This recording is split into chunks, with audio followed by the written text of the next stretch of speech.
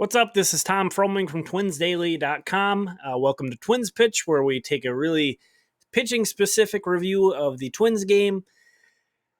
That's pretty positive.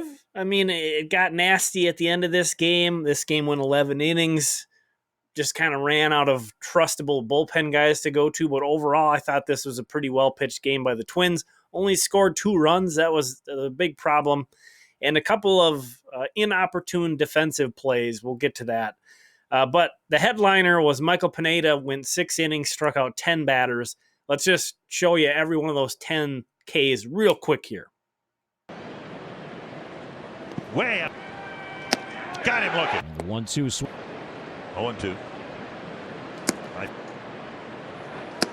2-2. Infield and outfield. And a swing and a Count to Puig. Got him. High. Got him on a check. So there you see he had some good stuff working. Lots of swings and misses. 17 swinging strikes.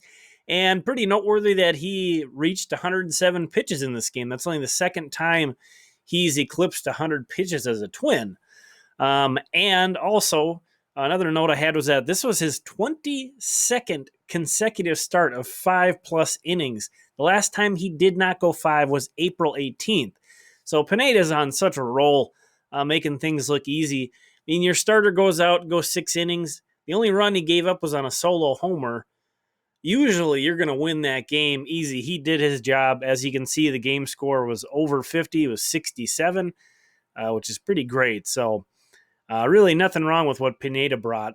And the eye-popping thing as well, 19 of 24 first pitch strikes.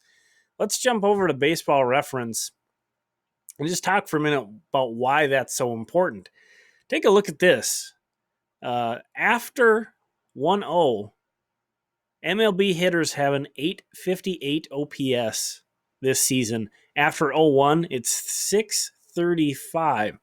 What a gigantic split that is. And you can see the strikeout to walk ratio is also just a massive, massive split. So that's definitely a huge part of why Pineda was so successful. That's an incredibly high percentage to get that many first pitch strikes. After that, it went to the bullpen. And actually, we usually jump into the bullpen spreadsheet last. But let's pull it up here because I think that's a good place to start. Because we can see that Tyler Duffy, if he would have gone in this game, that would have been 4 out of 5 days. Same with Taylor Rogers, who we're going to talk about in a sec here. Rocco goes to May right away. I kind of like that going. You never know when your highest leverage situations are going to be. So to go to May just right out the bat when he went to the bullpen, I like that move. I was kind of hoping that maybe he could get 2 innings out of one of those 2 guys, May or Romo, just to extend things a little more and not have to dip deeper. Obviously, this game going into extra innings complicated things a little further down the line. But May with another scoreless inning, great to see that. And then it goes right to Romo. The interesting thing there was that, Pineda went 6th, then May in the 7th, Romo in the 8th. It would have been interesting to see what would have happened if the lead held, if Rogers would have pitched the 9th or not. Unfortunately, Romo gave up a run, but Lamont Wade took a dive at a ball that he had really no business leaving his feet for. It was the leadoff. It was a leadoff hit. Really should have been held to, at the most, a double. Mercado, it was Oscar Mercado. He runs pretty well, so we'll say it should have been held as a double. The dive let him get a leadoff triple, and that was the game-tying run. Let's take a look at that real quick. You'll see what I'm talking about. It's down the right field line. A long run for Wade. Can't get there and into his dive. Mercado will go to second, and round second going to third. It'll be a leadoff triple. The defense is aligned. Wade over in the right center field gap, assuming he's going to pull. So tough to give up the game-tying run in that scenario. If that would have turned out differently, this whole game might have been completely different. The Twins might have won this game in 9 innings. But that's where it was. That's where it tied up. And then after that, Zach Littell came in, and actually, I had this note down here. Taylor Rogers was warming up in the 9th inning when Zach Littell pitched. And Littell pitched well. He got out of it. He had a very nice pickoff move that helped himself out quite a bit. And again, we noticed that Rogers had pitched 3 of the previous 4 days. It's not often you see a guy pitch 4 times in 5 days. You want to avoid that. But since I saw that Rogers was warming up in the bullpen, I figured that was probably money in the bank. We were going to see him at some point in this game. We did not. Not a term that I invented. This might hit your ears weird, but that's called a dry hump in technical baseball terms. I promise I'm not making that up. You can look it up. It's when a guy in the bullpen gets hot and then isn't used in a game. Some managers really, really are passionate about not doing that to a relief pitcher. Some relief pitchers apparently really, really hate that. I'd have a hard time just kind of knowing Taylor Rogers' personality. I'd have a hard time believing that he really is too broken up about it or anything, but it's kind of a bullet fired, even though you can see on the sheet he didn't pitch. So, it's not like he had any actual pitches in the game. He got hot in the bullpen. Exactly the extent of his warm-up, I'm not sure. But it's entirely possible that Rogers may be unavailable tomorrow because he pitched on Thursday and he got warm tonight. So just something to keep in mind going forward. But then Littell and then Stashak came in. And that's where I really thought that we were going to either see Littell go more because he only threw 15 pitches or Rogers come in there. But Stashak got the job done. Lewis Thorpe finished off that inning for him and then got the first 2 outs of the 11th inning. You can see he was also pitching in a high leverage situation. I thought he looked pretty good. That's where things kind of went south. Brusdar Graterol was pulled into a game where the leverage index was 4.42, which is super high. And he didn't even record an out. You can see his WPA was minus 447.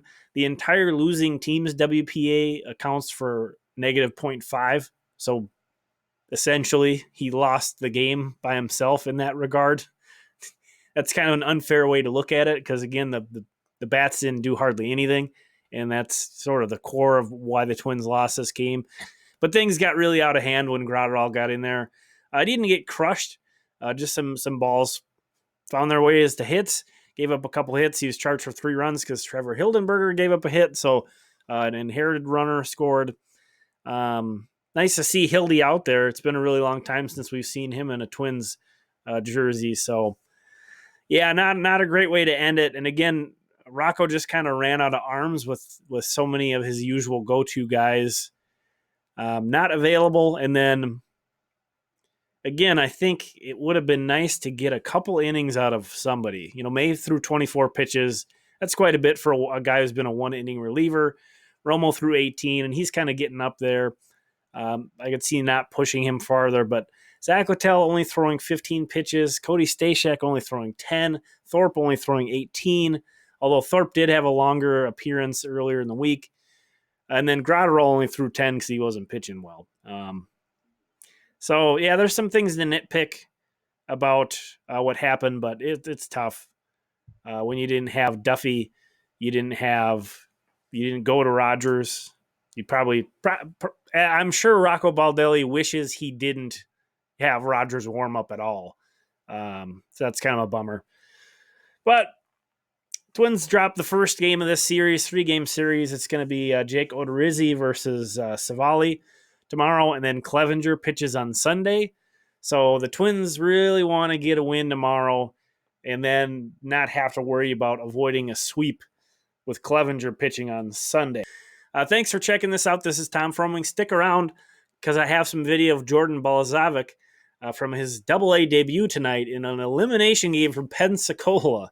He pitched pretty well. Got 7 strikeouts, 0 walks in that outing. So pretty cool to see him make his Double-A debut and pitch well and extend Pensacola's season at least another day. So, again, this has been Tom Froming from TwinsDaily.com. Thanks for checking this out, and we'll talk again soon.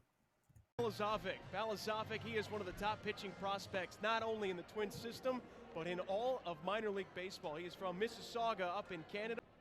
Balazovic out of the stretch. First pitch is swing and a miss. Well, here's the 1-1 pitch. There's a swing and a miss by Hummel.